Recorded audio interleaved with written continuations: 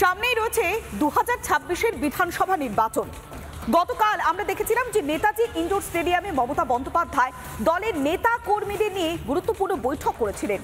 আর সেখানে নির্বাচনকে কেন্দ্র করে মমতা বন্দ্যোপাধ্যায়ের মুখে এবার নতুন এক তত্ত্ব, বাঙালি আর অবাঙালি। অনুপ্রবেশ ইস্যুকে কার্যত ফুৎকারে উড়িয়ে দিয়ে ভিন রাজ্যের ভোটারের কথা উল্লেখ করলেন। তাহলে কি মমতা বন্দ্যোপাধ্যায় ভয় পাচ্ছেন? তাই এবার বাঙালি অবাঙালি তাস খেলছেন মমতা বন্দ্যোপাধ্যায়। ভোটে হারাতে হবে বাংলাকে, বাংলা সংস্কৃতি দখল করতে হবে। বহিরাগতদের বাংলা দখল করতে দেবে না, এটা বাংলা দখল করার খেলা। ভুয়ো ভোটার নিয়ে মমতা বন্দ্যোপাধ্যায়ের নিশানায় নির্বাচন কমিশন, আর সেটা করতে গিয়ে এবার বাংলায় বহিরাগত তত্ত্ব মমতার মুখে। জিজ্ঞেস মাকভানা, তার বাড়ি কোথায়? তার বাড়ি হচ্ছে গুজরাট, আহমেদাবাদ। একই এপিক কার্ডে, কোথাও হরিয়ানা, কোথাও গুজরাট। গঙ্গারামপুর তো ঢেলে করেছে, মুর্শিদাবাদ তো ঢেলে করেছে, আহমেদাবাদ থেকে এখানে ভোট দিতে আসবে। মজাটা বুঝুন। বিহার, হরিয়ানা, গুজরাটের ভোটারের নাম বাংলার ভোটার তালিকায় তোলা হচ্ছে বলে নির্বাচন কমিশনকে আক্রমণ মমতার। অথচ সেই মমতায় সাংসদ করেছেন এমন তিনজনকে যাদের কারুর বাড়ি গুজরাট, কারুর বিহার। এই যেমন আসানসোলের সাংসদ শত্রুঘ্ন সিনহা, বর্ধমান দুর্গাপুরের সাংসদ কীর্তি আজাদ, বহরমপুরের সাংসদ ইউসুফ পাঠান। বহরমপুর সাংসদ ইউসুফ পাঠানের মুখে উতলে উঠছে বাংলা প্রেম। एक्चुअली बहरामपुर का भी मैं धन्यवाद करता हूं कि उन्होंने मुझे फैमिली का हिस्सा बनाया। मेरा बाकी का जीवन जितना भी है बंगाल के लिए और बंगाल के लोगों के लिए समर्पित करता हूं मैं। তৃণমূলের টিকিটে জেতা সাংসদকে বাংলায় গ্রহণযোগ্যতা বাড়াতে বলতে হচ্ছে এসব কথা। তাই বহিরাগত ইস্যুতে মমতার ক্ষোভ কি দ্বিচারিতা নয়? গুজরাটি ঢোকানো হচ্ছে বললেই আমার ইউসুফ পাঠান, ওখানকার ওদের রাজ্যসভার সাংসদ করেছে সাকেত গোখলে, মানে যে মাঝে মাঝেই জেল খাটে, এরকম অনেকগুলো আছে।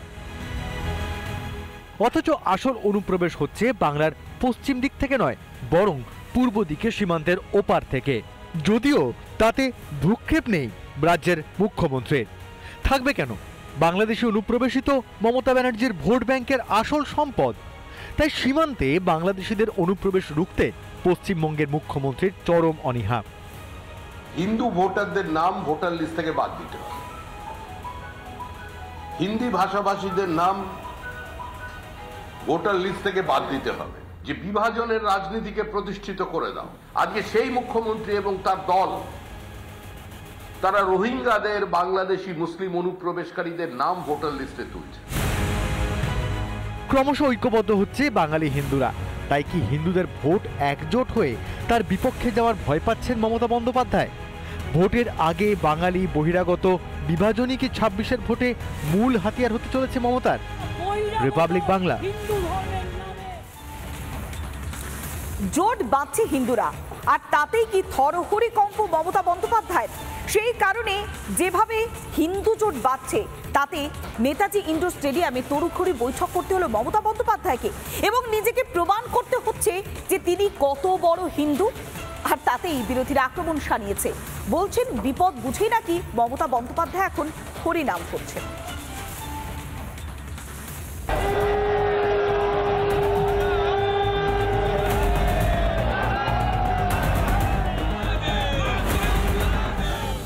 জেগে উঠেছে সনাতনী সমাজ। হিন্দুরা আজ এক কাঠা, মাত্র 5% ভোট এদিক ওদিক হলেই খেলা শেষ। মৌরসী পাট্টা যাবে তৃণমূলের, তাতে যেন ঠক ঠক করে কাঁপছে হাঁটু। ভয় থেকেই তাড়াতাড়ি বৈঠক সারলেন মমতা ব্যানার্জি। দলের বড় মেজো সেজো ছোট নেতাদের সামনে খেললেন সেই বহিরাগত তাস। বিবেকানন্দের হিন্দু ধর্মকে ওরা ভুলিয়ে দিচ্ছে, ওরা বহিরাগত হিন্দু ধর্মের নামে হিন্দু ধর্মের বদনাম করছে। মুখ্যমন্ত্রী ভয় পাচ্ছেন এবং এখন তিনি হিন্দু সাজার চেষ্টা করছেন।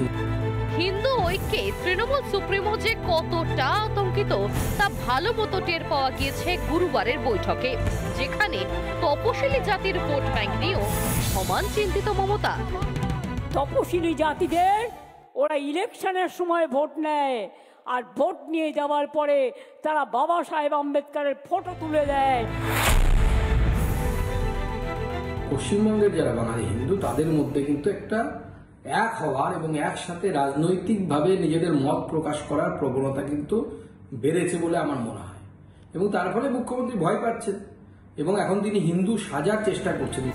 চারদিক থেকে বাড়ছে চাপ, তাতেই টলমল অবস্থা ঘাসফুলের।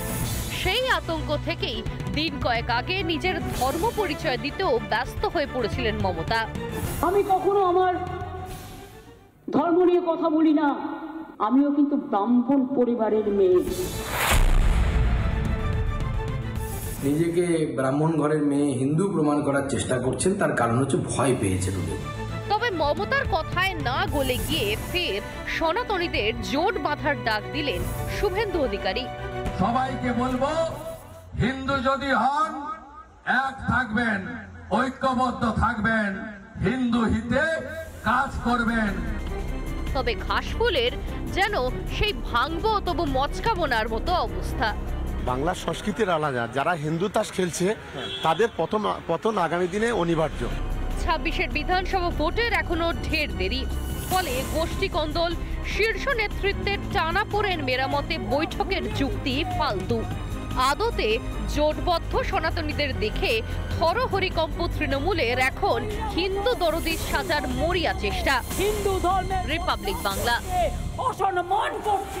নানা ধরনের কন্টেন্ট দেখার জন্য লাইক করুন, শেয়ার করুন আমাদের ফেসবুক পেজ, সাবস্ক্রাইব করুন আমাদের ইউটিউব চ্যানেল। পাশাপাশি অন্যান্য ব্রেকিং নিউজের জন্য অবশ্যই চোখ রাখুন রিপাবলিক বাংলায়।